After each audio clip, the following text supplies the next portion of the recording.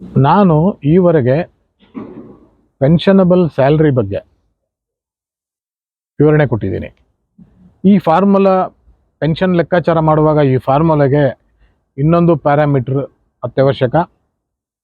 ಪೆನ್ಷನಬಲ್ service. ನಾವು ಕೆಲಸಕ್ಕೆ before 1995 ಕೆಲಸಕ್ಕೆ ಸೇರಿದ್ದಾಗ ಅಲ್ಲಿಂದ 16/11/95 ಎಷ್ಟು ವರ್ಷ ಸೇವೆ ಸಲ್ಲಿಸಿದ್ದೀವಿ, ಅದ್ರ ಮೇಲೆ ನಮಗೆ ಪಾಸ್ಟ್ ಸರ್ವಿಸ್ ಪೆನ್ಷನ್ ಅಂತ ಕೊಡ್ತಾರೆ ಅಂತ ನಾನು ಈಗಾಗಲೇ ಹೇಳಿದ್ದೀನಿ. ಅದು ಪಕ್ಕದಲ್ಲಿ ಇಡೋಣ.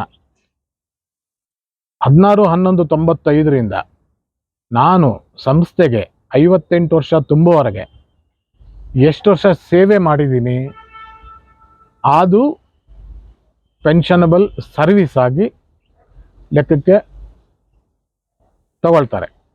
ಒಂದು, ಈ ಪ್ರೋರೇಟಾ ಅಂತ ಮಾಡಿದಾಗ ಈ ಪೆನ್ಷನಬಲ್ ಸರ್ವಿಸ್ 2 ಭಾಗಗಳಾಗಿ ಮತ್ತೆ ಡಿವೈಡ್ ಆಗುತ್ತೆ.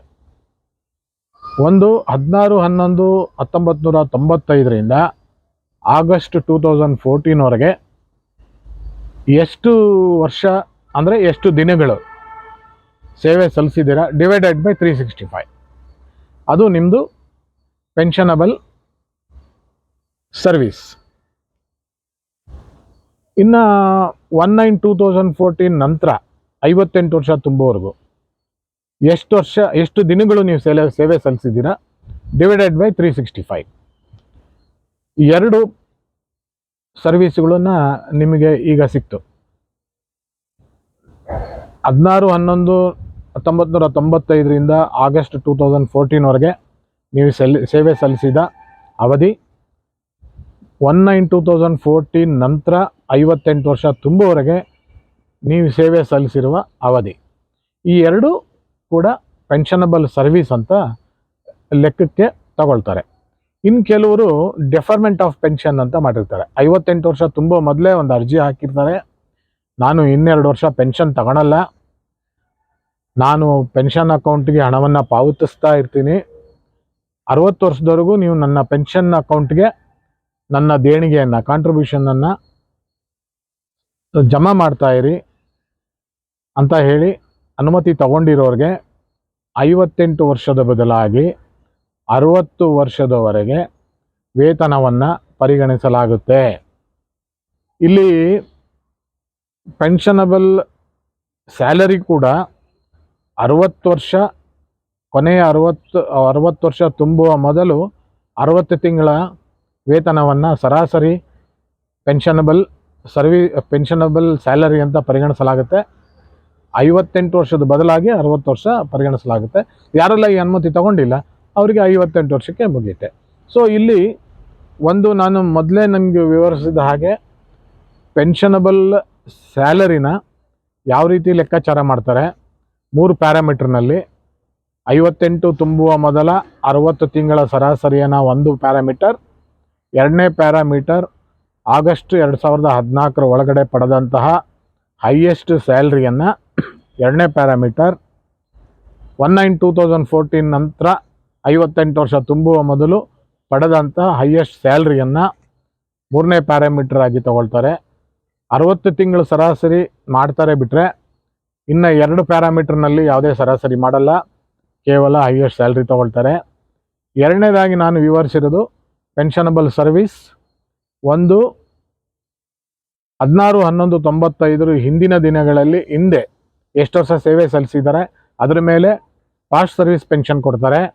16/11/95 ಆಗಸ್ಟ್ 2014 ಎಷ್ಟು ವರ್ಷ ಸೇವೆ ಸಲ್ಲಿಸಿದ್ದೀರಾ ಅದು 2ನೇ ಅದು ಪ್ರೋರೇಟಾದಲ್ಲಿ ಮೊದಲ ಪ್ಯಾರಾಮೀಟರ್ ಆಗಿ ತಗೊಳ್ತಾರೆ.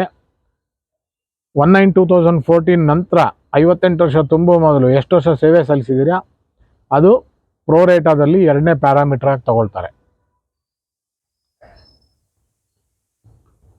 ಸೊ ನಮಗೆ ಒಂದು ಪೆನ್ಷನಬಲ್ ಸ್ಯಾಲ್ರಿ ಮಾಹಿತಿ ಸಿಕ್ತು, 2ನೇದು ಪೆನ್ಷನಬಲ್ ಸರ್ವಿಸ್ ಮಾಹಿತಿ ಸಿಕ್ತು.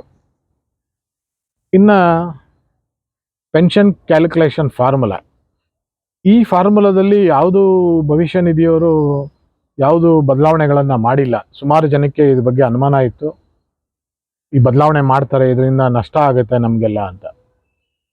ಅದರಲ್ಲಿ ಮುಖ್ಯವಾಗಿ ಡಿವೈಡೆಡ್ ಬೈ 70 ಅಂತ ಏನು ಬರುತ್ತೆ ಅದನ್ನು 18 90 ಮಾಡ್ತಾರೆ ಅಂತ. ಹಾಗಿದ್ರೆ ಏನಿದೆ ಫಾರ್ಮುಲಾ, ಇನ್ನೊಂದ್ಸರಿ ಜ್ಞಾಪಕ ಮಾಡ್ಕೊಳ್ಳೋಣ. Pensionable salary multiplied by pensionable service divided by 70. ನೀವು ಪೆನ್ಷನಬಲ್ ಸರ್ವೀಸನ್ನು ದಿನಗಳ ಲೆಕ್ಕದಲ್ಲಿ ಹಾಕಿದ್ರೆ 365 ಇಂಟು 70 ಮಾಡಿ ಡಿವೈಡ್ ಮಾಡಬೇಕಾಗತ್ತೆ. ಇಲ್ಲ ನೀವು ವರ್ಷಗಳ ಲೆಕ್ಕದಲ್ಲಿ ಹಾಕಿದ್ರೆ ಡಿವೈಡೆಡ್ ಬೈ 70 ಮಾತ್ರ ಸಾಕು. ಈ ಫಾರ್ಮುಲಾದಲ್ಲಿ ಯಾವುದೂ ಬದಲಾವಣೆ ಆಗಿಲ್ಲ.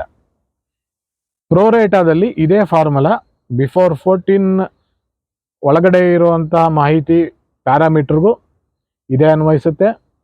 1/9/2014 ನಂತರ ಇರೋ ಸೇವೆಗೆ ಪ್ರೋರೇಟಾ ಆಧಾರದ ಮೇಲೆ ಇದೇ ಫಾರ್ಮುಲಾ ಅನ್ವಯಿಸುತ್ತೆ. ಸೊ ಅಂತಿಮವಾಗಿ ನಾವು ಪಾಸ್ಟ್ ಸರ್ವಿಸ್ ಪೆನ್ಷನ್ನಲ್ಲಿ ಪಡೆಯುವಂಥ ಮೊತ್ತ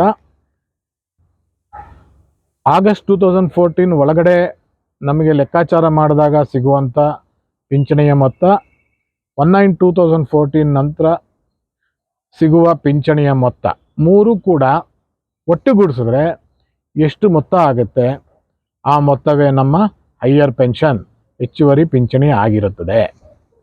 ಇದಕ್ಕೆ ಉದಾಹರಣೆ ಹೇಳಬೇಕು ಅಂತಂದರೆ, ಕೆಲವರೆಲ್ಲ ಹೇಳ್ತಾರೆ ಪ್ರೋರೇಟಾ ಮಾಡಿದ್ರೆ ಎಷ್ಟು ಮೊತ್ತ ಬರುತ್ತೆ, 60 ತಿಂಗಳು ನೇರವಾಗಿ ಮಾಡಿದ್ರೆ ಎಷ್ಟು ಬರುತ್ತೆ, ಅದನ್ನು ಕಂಪ್ಯಾರೇಟಿವ್ ಆಗಿ ನಾವು ಮುಂದಿನ ವಿಡಿಯೋಗಳಲ್ಲಿ ಚರ್ಚೆ ಮಾಡೋಣ.